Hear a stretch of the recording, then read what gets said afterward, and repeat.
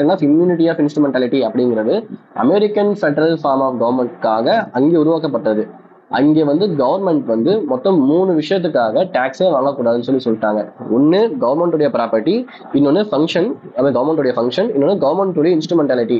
இந்த 3 காரணங்களுக்காக federal government அந்த ஸ்டேட் கவர்மெண்ட் கிட்ட டாக்ஸ் வாங்கக்கூடாது, ஸ்டேட் கவர்மெண்ட் அந்த ஃபெடரல் கவர்மெண்ட் கிட்ட டாக்ஸ் வாங்கக்கூடாதுன்னு சொல்லி 3 விஷயத்தை டிசைட் பண்றாங்க. இதை வந்து நம்ம இந்தியாவுக்கு இம்ப்ளைட் பண்ணும்போது இந்த 3த்தையுமே நம்ம அக்செப்ட் பண்ணிக்க கிடையாது. இந்த 3த்துல ஃபுல் அண்ட் ஃபுல்லா ப்ராப்பர்ட்டி அக்செப்ட் பண்ணிட்டோம், பார்ஷியலா ஃபங்க்ஷன் அக்செப்ட் பண்ணிட்டோம், இன்ஸ்ட்ருமெண்டாலிட்டி நம்ம அக்செப்ட் பண்ணிக்கவே இல்லை. ஸோ இது மறந்துடுறோம் நாம. இந்த முதல்ல ப்ராப்பர்ட்டி அப்படிங்கிறது யூனியன் கவர்மெண்டோட ப்ராப்பர்ட்டி ஸ்டேட் கவர்மெண்ட் கிட்ட இருந்துச்சு அப்படின்னா அதை நம்ம வந்து டாக்ஸ் வாங்க போறது கிடையாது, அதை விட்டுடுறோம். ஃபங்க்ஷன் அப்படின்னு பண்ணும்போது நம்ம ஸ்டேட் கவர்மெண்ட் ஏதாவது ஒரு ஃபங்க்ஷன் செய்யறாங்க, ஏதாவது ஃபங்க்ஷன்னா அவங்க ஸ்கீம் இம்ப்ளிமெண்ட் பண்றாங்க அப்படிங்கும்போது அதுக்கு வந்து பொருள் கூட்ஸோ சர்வீஸோ வந்து கொண்டு வருவாங்க இல்லையா. ஸோ அதுக்கு டேக்ஸ் போடலாமான்னு பார்த்தா கவர்மெண்ட்டோடைய நேரடியான விஷயமா இருந்துச்சுன்னா அதுக்கு வந்து டேக்ஸ் போட தேவையில்லை, மற்றபடி டேக்ஸ் போடணும் அப்படின்னு சொல்லிட்டு சொல்லியிருக்காங்க. இன்ஸ்ட்ருமெண்டாலிட்டிஸ் அப்படின்னா என்னன்னா ஏஜென்ட்னு அர்த்தம், ஏஜென்ட்டா இருந்து செயல்படுறவங்க அப்படின்னு அர்த்தம். ஒரு பிரைவேட் பர்சனும் வந்து கவர்மெண்ட்டோடைய ஸ்கீம்ஸ் இம்ப்ளிமெண்ட் பண்ணும்போது ஹெல்ப்ஃபுல்லா இருப்பாங்க இல்லையா. ஸோ அவங்களுக்கு வந்து டேக்ஸ் போடலாமா? ஃபார் எக்ஸாம்பிள் இப்போ நம்ம வந்து ஃப்ரீயா சைக்கிள்லாம் கொடுக்குறாங்க, விலையில்லா சைக்கிள் கொடுக்குறாங்க. விலையில்லா சைக்கிள் கொடுக்கும்போது அந்த கவர்மெண்ட் என்ன பண்றாங்க அப்படின்னா பிரைவேட் கிட்ட தான் டெண்டர் சில டைம் கொடுப்பாங்க. அப்படி பிரைவேட் டெண்டர் கொடுக்கும்போது அவங்க டாக்ஸ் அந்த சைக்கிள் ப்ரொடியூஸ் பண்றதுக்கு டாக்ஸ் பே பண்ணுமான்னு பார்த்தா நம்ம தமிழ்நாட்டில் பே பண்றோம், ஆனா அமெரிக்கால பே பண்ண மாட்டாங்க. ஸோ இதுதான் இன்ஸ்ட்ருமெண்டாலிட்டி அப்படிங்கிறது. இன்ஸ்ட்ருமெண்டாலிட்டி அப்படிங்கிற ஒரு ஏஜென்ட் அவன் வந்து அமெரிக்கால பே பண்ண தேவையில்லை, ஆனா இந்தியால பே பண்ணணும். ஸோ இதுதான் வந்து இந்த டாக்டர் ஆஃப் இம்யூனிட்டி ஆஃப் இன்ஸ்ட்ருமெண்டாலிட்டிஸ் அப்படிங்கிறது. இந்த டாக்டரினுடைய சில சாராம்சத்தை மட்டும் தான் நம்ம எடுத்துக்கிட்டோம், ஒட்டுமொத்தமா நம்ம எடுத்துக்க கிடையாது. 3 விஷயத்துல ஒரு விஷயம் கம்ப்ளீட்டா எடுத்துக்கவே இல்லை. அது வந்து இந்த ஏஜென்சி சொன்னோம் இல்லையா, அவங்களுக்கு டாக்ஸ் போடுறது நம்ம போட்டுட்டு தான் இருக்கோம். பார்ஷலா எடுத்துக்கிட்டோம், கவர்மெண்ட்டோடைய ஃபங்க்ஷனா இருந்தது, ஸ்டேட் கவர்மெண்ட் ஃபங்க்ஷன் செய்யுது அப்படின்னா அது டாக்ஸ் போடலாம், பார்ஷலா போடலாம். நேரடியா பண்றாங்கன்னா போடலாம், நேரடியா பண்றாங்கன்னா போடக்கூடாது, இன்டெரக்டா பண்ணாங்கன்னா போடலாம்னு சொல்லியிருக்கு. அப்புறம் ப்ராப்பர்ட்டி, யூனியன் கவர்மெண்ட்டுடைய ப்ராப்பர்ட்டி ஸ்டேட் கவர்மெண்ட் கிட்ட இருக்கு அப்படிங்கும்போது அதுக்கு டாக்ஸ் போடவே கூடாது கம்ப்ளீட்டா அப்படின்னு சொல்லியிருக்கு. இது சப்போர்ட் பண்ற மாதிரியான ப்ரொவிஷன்ஸ் பார்த்தோம் அப்படின்னா ஆர்டிகல் 285, ஆர்டிகல் 289, அப்புறம் ஆர்டிகல் 287, ஆர்டிகல் 288. 285 என்ன சொல்லுது அப்படின்னா யூனியன் கவர்மெண்டோட ப்ராப்பர்ட்டி ஸ்டேட்ல இருந்தா டாக்ஸ் எக்ஸம்ஷன், எக்ஸப்ட் பார்லிமெண்ட் வந்து சட்டத்தை மேக் பண்ணி வாங்கிக்கலாம்னு சொன்னா வாங்கிக்கலாம். அடுத்த ஆர்டிகல் 289 என்ன சொல்லுது அப்படின்னா ஸ்டேட் கவர்மெண்ட்டுடைய ப்ராப்பர்ட்டிக்கும் ஸ்டேட் கவர்மெண்ட் ஜென்ரேட் பண்ற இன்கம்க்கும் யூனியன் கவர்மெண்ட் வந்து டாக்ஸ் வாங்கக்கூடாது. அப்புறம் ஸ்டேட் கவர்மெண்ட் ஏதாவது ஃபங்க்ஷன் பண்றாங்க, அந்த ஃபங்க்ஷனுக்காக ஒரு டாக்ஸ் கிளைம் பண்ணிக்கலாமான்னு பார்த்தா நேரடியான ஃபங்க்ஷனா இருந்தாலும் டாக்ஸ் கிளைம் பண்ணக்கூடாது, இன்டெரக்டான ஃபங்க்ஷனா தான் டாக்ஸ் கிளைம் பண்ணிக்கலாம் அப்படின்னு சொல்லி ஆர்டிகல் 289 சொல்லுது. 287ல சென்ட்ரல் கவர்மெண்ட் வந்து யூஸ் பண்ணக்கூடிய எலக்ட்ரிசிட்டிக்கு டாக்ஸ் வாங்கக்கூடாது, ரயில்வேக்கு டாக்ஸ் வாங்கக்கூடாது, மீன் இந்த எலக்ட்ரிசிட்டி டாக்ஸ் வாங்கக்கூடாது. 288ல என்ன சொல்லுதுன்னா நம்ம கான்ஸ்டியூஷன் எனாக்ட் பண்றதுக்கு முன்னாடி ஸ்டேட் கவர்மெண்ட் ஒன்று இருந்து அந்த ஸ்டேட் கவர்மெண்ட் வந்து சென்ட்ரல் கவர்மெண்ட் கிட்ட இருந்து டாக்ஸ் வாங்கிட்டு இருந்தாங்க அப்படின்னா அதை வாங்கிட்டு இருக்கலாம். அவ்வளவுதான். இந்த கான்செப்ட் தான் டாக்டர் ஆஃப் இம்யூனிட்டி ஆஃப் இன்ஸ்ட்ருமெண்டாலிட்டிஸ் அப்படிங்கிறது. இன்ஸ்ட்ருமெண்டாலிட்டிஸ் அப்படிங்கிறது நம்ம என்னன்னு தெரிஞ்சுக்கணும்.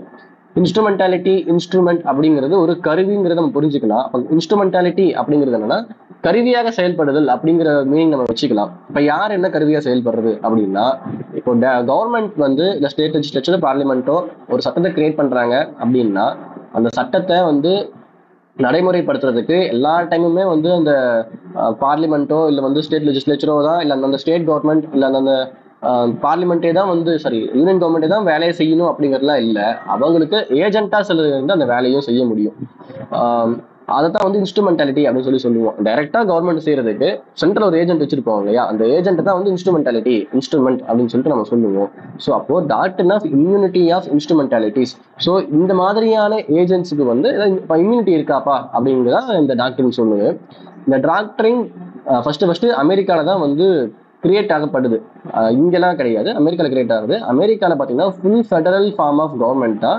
அங்க வந்து சென்ட்ரல் கவர்மெண்ட், ஃபெடரல் கவர்மெண்ட் அப்படிங்கிறது வேற, அந்த ஸ்டேட் கவர்மெண்ட் அப்படிங்கிறது கம்ப்ளீட்டா வேற. அவங்களுக்கு இவங்களுக்கும் டோட்டலி வந்து தொடர்பு அப்படிங்கிறது இருக்காது. அவங்களுக்கு ஈச் பவர் தனித்தனியாவே இருக்கும். இதோட பவர் என்ன சொல்லுது, இந்த டாக்டர் என்ன சொல்லுது அப்படின்னா ஃபெடரல் சிஸ்டம் ஆஃப் கவர்மெண்ட்ல யூனியன் அல்லது சென்ட்ரல் இல்லையா ஸ்டேட் அல்லது ப்ரொவின்சியல் இந்த கவர்மெண்ட்டுக்கு வந்து one should not invade into another persons power. So ஒருத்தங்க என்ன பண்ணக்கூடாது அப்படின்னா இன்னொருத்தவங்க மேல இருக்கக்கூடிய பவர்ல இன்வைட் பண்ணக்கூடாது அப்படிங்கறத அதுல சொல்லுது. நம்ம எப்படி இன்னும் கொஞ்சம் கிளியரா தெரிஞ்சுக்கலாம் அப்படின்னா, இந்த இம்யூனிட்டி அப்படிங்கிறது இன்ஸ்ட்ருமெண்டாலே தெரிஞ்சுக்கிட்டோம் இல்லையா. இப்போ இம்யூனிட்டி அப்படிங்கிறது என்னன்னா நமக்கு தெரியும், அது வந்து எதிர்ப்பு சக்திங்கிற மாதிரி நம்ம சொல்லலாம் இல்லையா. ஸோ அப்போ இந்த இன்ஸ்ட்ருமெண்டாலிட்டிக்கு இருக்கக்கூடிய எதிர்ப்பு சக்தி எப்படி பிரிஞ்சிருக்கு அப்படின்னா டாக்ஸேஷன் பேசிஸ்ல பிரிஞ்சிருக்கு. ஸோ இந்த டாக்டரின் வந்து பொதுப்படையா எல்லாத்துக்குமே நம்ம சொல்ல முடியாது, டாக்ஸேஷன் பேசிஸ்ல நம்ம சொல்லலாம். இந்த டாக்ஸேஷன்ல ப்ராப்பர்ட்டி, ஃபங்க்ஷன், இன்ஸ்ட்ருமெண்டாலிட்டிஸ் அப்படின்னு சொல்லிட்டு இந்த 3 விஷயத்துக்கு டாக்ஸ் போட முடியும். ஒரு ஃபார்ம் ஆஃப் ஃபெடரல் கவர்மெண்ட் இன்னொரு லெவல்ல கீழே இருக்கக்கூடிய லெவல் கவர்மெண்ட் மேல டாக்ஸ் வந்து இம்போஸ் பண்ணாம இருக்கிறதுக்கு பேரு தான் இந்த இம்யூனிட்டி ஆஃப் இன்ஸ்ட்ருமெண்டாலிட்டி அப்படிங்கிற இந்த டாக்டரின். நான் மறுபடியும் சொல்றேன், ஜென்ரலா ஃபண்டமெண்டல் பிரின்சிபல் என்ன அப்படின்னா மியூச்சுவல் டாலரன்ஸ் அண்ட் நான் இன்டர்ஃபரன்ஸ். ஒரு ஃபார்ம் ஆஃப் இந்த ஃபெடரல் ஃபார்ம் ஆஃப் கவர்மெண்ட்ல ஒரு லெவல் ஆஃப் கவர்மெண்ட் இன்னொரு லெவல் ஆஃப் கவர்மெண்ட் மேல வந்து எந்த விதமான ஒரு இம்போசிஷனோ எதுவுமே பண்ணக்கூடாது.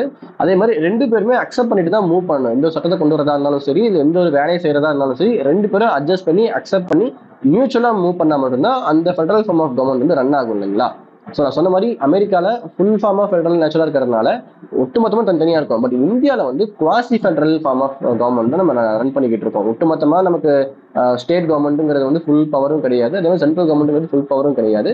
2 பேரும் கொஞ்சம் வந்து அட்ஜஸ்ட்மெண்ட் மூலம் மூவ் பண்ணிட்டு இருப்பாங்க. ஸோ அந்த வகையில பார்க்கும்போது ஒருத்தவங்க இன்னொருத்தவங்க மேல தேவையில்லாம அன்னெசரியா டிஸ்கிரிமினேட்டரி பேசிஸ்ல வந்து இன்வைட் பண்ணக்கூடாது அப்படிங்கிறத இந்த கான்செப்டை நம்ம இந்தியாவில் யூஸ் பண்ணிக்கிட்டு இருக்கோம். ஸோ அப்படி பார்க்கும்போது இந்த இம்யூனிட்டி அப்படிங்கிறது எந்தெந்த விஷயத்துக்கு கொடுக்குது அப்படின்னா ப்ராப்பர்ட்டி, ஃபங்க்ஷன், இன்ஸ்ட்ருமெண்டாலிட்டிஸ், இந்த 3 விஷயத்துக்கு டாக்ஸ் போடுற விஷயத்துல இம்யூனிட்டி வருது. சென்ட்ரல் கவர்மெண்டாலையும் டாக்ஸ் கிளைம் பண்ண முடியும், அதே மாதிரி ஸ்டேட் கவர்மெண்டாலையும் டாக்ஸ் போட முடியும். இப்படி 2 கவர்மெண்ட்டும் மாற்றி மாற்றி டாக்ஸ் போடுறாங்க இல்லையா, மக்கள் மேலே டாக்ஸ் போடுறாங்க. இதே இந்த சென்ட்ரல் கவர்மெண்ட் ஸ்டேட் கவர்மெண்ட் மேலே டாக்ஸ் போட முடியுமா, இந்த ஸ்டேட் கவர்மெண்ட் சென்ட்ரல் கவர்மெண்ட் மேலே டாக்ஸ் போட முடியுமா அப்படின்னு பார்த்தோம் அப்படின்னா சில விஷயங்களுக்காக 2 பேரும் மாற்றி மாற்றி டாக்ஸ் போடுக்க முடியாது. அந்த விஷயங்கள் தான் ப்ராப்பர்ட்டியும் ஃபங்க்ஷனும் இன்ஸ்ட்ருமெண்டாலிட்டிஸும். ஸோ ஒரு ப்ராப்பர்ட்டி மேலே சென்ட்ரல் கவர்மெண்டோட ப்ராப்பர்ட்டி நம்ம தமிழ்நாட்டில் இருக்கு அப்படிங்கும்போது நம்ம தமிழ்நாடு கவர்மெண்ட் சென்ட்ரல் கவர்மெண்ட்டுக்கு வந்து டாக்ஸ் போடக்கூடாது, அந்த ப்ராப்பர்ட்டிக்கு டாக்ஸ் போடக்கூடாது. அதே மாதிரி யூனியன் கவர்மெண்டோடைய கண்ட்ரோல் இருக்கக்கூடிய ஒரு விஷயத்துக்கு தமிழ்நாடு கவர்மெண்டோடைய கண்ட்ரோல் இருக்கக்கூடிய விஷயத்துக்கு யூனியன் கவர்மெண்ட்டும் டாக்ஸ் போடக்கூடாது அப்படிங்கிறது தான் இந்த இம்யூனிட்டி ஆஃப் இன்ஸ்ட்ருமெண்டாலிட்டிஸ் அப்படிங்கிற இந்த கான்செப்ட். இன்னும் கிளியரா சொல்லணும் அப்படின்னா to safeguard the government against potential encroachment by other government. So ஒருத்தவங்களோட மேல வந்து இன்னொரு கவர்மெண்ட் அதிகப்படியான ஒரு அடக்குமுறையை செயல்படுத்தக்கூடாது அப்படிங்கிறதுக்காக தான் இந்த டாக்டரினை ஓரளவுக்கு தான் நம்ம இந்தியாவில் ஃபாலோ பண்றோம். நான் மறுபடியும் சொல்றேன், இது வந்து அமெரிக்கன் கான்செப்ட் டாக்டரின். அங்கேதான் ஃபுல் அண்ட் ஃபுல்லா அதை வந்து யூஸ் பண்றாங்க. அந்த கவர்மெண்ட் மேலேயும் டாக்ஸ் வாங்கக்கூடாது, அந்த கவர்மெண்ட்டுக்காக வேற யாராவது வேலை செஞ்சாங்க அப்படின்னா அவங்ககிட்டயும் டாக்ஸ் வாங்கக்கூடாது. அந்த கவர்மெண்ட் வந்து ஒரு ஃபங்க்ஷனை செய்யணும் அப்படிங்கும்போது என் ரிசல்ட்ல இந்த விஷயம் செஞ்சா மட்டும்தான் இந்த பாலிசி இம்ப்ளிமெண்ட் பண்ண முடியும் அப்படின்னா அந்த எண்ட் ரிசல்ட்ல யார் இருக்காங்களோ அவங்ககிட்டயும் டாக்ஸ் கிளைம் பண்ணக்கூடாதுன்னு சொல்றது அமெரிக்கன் ஃபார்ம்ல இந்த இம்யூனிட்டி ஆஃப் இன்ஸ்ட்ருமெண்டாலிட்டி டாக்டரின் அங்கே.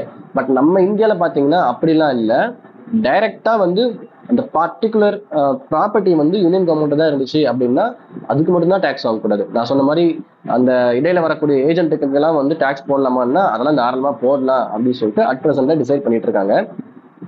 இது கான்ஸ்டிடியூஷன் பேசிஸ்ல பாத்தீங்கன்னா ஆர்டிகல் 285ல இதுக்கான ப்ரொவிஷன் இருக்கு.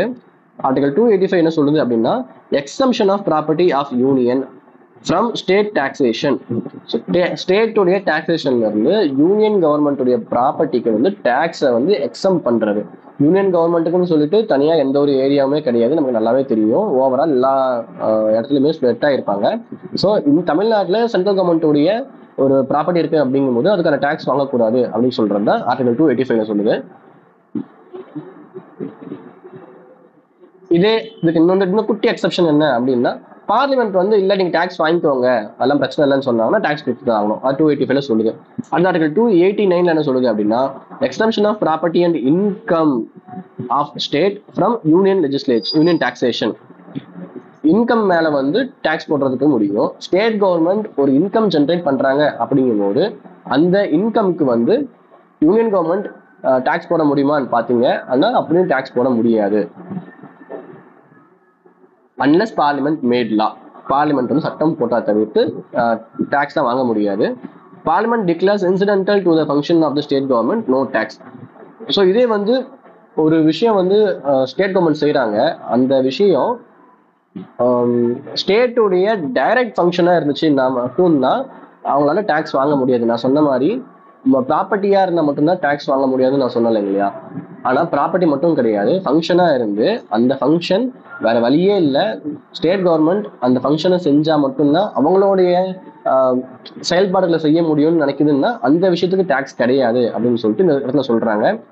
இந்த ஃபங்க்ஷன்ல ஈடுபடக்கூடிய மற்ற பிரைவேட் அத்தாரிட்டிக்கெல்லாம் இது கிடையாது, ஒன்லி கவர்மெண்ட் மட்டும் தான் இன்வால்வ் ஆகணும். அப்படின்னா மட்டும்தான் அவங்க டேக்ஸ் எக்ஸம்ஷன் இருக்கும். அடுத்த ஆர்டிகல் 287 இதுல என்ன சொல்லுதுன்னா, exemption from taxes on electricity. இந்த சென்ட்ரல் கவர்மெண்ட்டுக்கு வந்து பாத்தீங்கன்னா ஆஃபீஸஸ் இங்க இருக்கு, பிளஸ் ரயில்வேவும் இருக்கு இல்லையா. இந்த ரெண்டுத்துக்குமே ஸ்டேட் கவர்மெண்ட் டாக்ஸ் எல்லாம் போடக்கூடாது. அதுக்கு என்ன ஃபீயோ அதுக்கு வாங்கிக்கலாம். இந்த சார்ஜ், இந்த எலக்ட்ரிசிட்டி யூஸ் பண்றதுக்கு என்ன சார்ஜோ அதை தான் வாங்க முடியும், அதுக்கு டாக்ஸ் வாங்க முடியாது.